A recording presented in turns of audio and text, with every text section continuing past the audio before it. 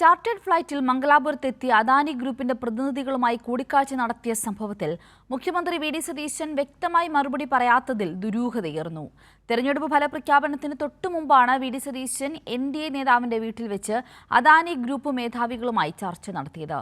ഇത് സംബന്ധിച്ച് മുഖ്യമന്ത്രി മറുപടി പറയണമെന്ന് പ്രതിപക്ഷ നേതാക്കൾ ആവശ്യപ്പെട്ടെങ്കിലും ഒഴിഞ്ഞുമാറുകയാണ് വി.ഡി. സതീശൻ.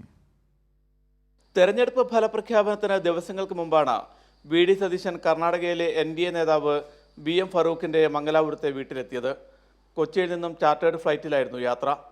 അദാനി ഗ്രൂപ്പിന്റെ പ്രതിനിധികളുമായി ചർച്ച നടത്താനായിരുന്നു സതീശൻ തിടുക്കത്തിൽ മംഗലാപുരത്തെത്തിയത്. കൂടിക്കാഴ്ചയുടെ ദൃശ്യങ്ങൾ ഉൾപ്പെടെ പുറത്തു വന്നതോടെ സതീശൻ പ്രതിരോധത്തിലായി. കൂടിക്കാഴ്ച ദുരൂഹമാണെന്നും മുഖ്യമന്ത്രി പ്രതികരിക്കണമെന്നും കോൺഗ്രസിനുള്ളിൽ നിന്ന് തന്നെ ആവശ്യമുയർന്നു.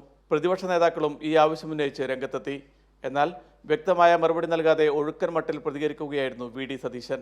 മറുപടി പറയുന്നില്ല. എന്ത് കാര്യത്തിന് മറുപടി പറയണത്?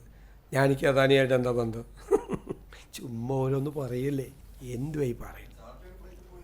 അല്ല, അതൊക്കെ ഓരോരുത്തരുടെ വ്യക്തിപരമായിട്ടുള്ള കാര്യങ്ങൾ, അതിൽ നിങ്ങൾ ഇടപെടേണ്ട കാര്യമില്ല. ആര്യാടൻ മുഹമ്മദിന്റെ ബന്ധുവിനെ കാണാനാണ് പോയതെന്നും സതീശൻ വ്യക്തമാക്കിയിരുന്നു. എന്നാൽ ഈ ആവശ്യത്തിന് മാത്രമായി ലക്ഷങ്ങൾ ചെലവിട്ട് ചാർട്ടേഡ് ഫ്ലൈറ്റ് പിടിച്ച് മംഗലാപുരത്ത് പോകേണ്ടതുണ്ടോ എന്നാണ് ഉയരുന്ന പ്രധാന ചോദ്യം. ശബരിമല സ്വർണ്ണക്കേസിൽ അന്വേഷണ സംഘം ചോദ്യം ചെയ്ത വ്യക്തിയെ കൂടെ കൂട്ടിയതും ദുരൂഹത വർദ്ധിപ്പിക്കുന്നുണ്ട്. ചാർട്ടേഡ് ഫ്ലൈറ്റിന് എത്ര ലക്ഷം വാടക വന്നുവെന്നും ഈ തുക ആര് കൊടുത്തുവെന്നുമൊക്കെ സതീശൻ വ്യക്തമാക്കേണ്ടതുണ്ട്. തുറമുഖ വകുപ്പ് നിർബന്ധം പിടിച്ച് കൈക്കലാക്കിയതും അദാനി ഗ്രൂപ്പുമായുള്ള കൂടിക്കാഴ്ചയുമൊക്കെ കൂട്ടി വായിക്കുകയാണ് രാഷ്ട്രീയ നിരീക്ഷകർ. പി.വി. കുട്ടൻ, കോഴിക്കോട്.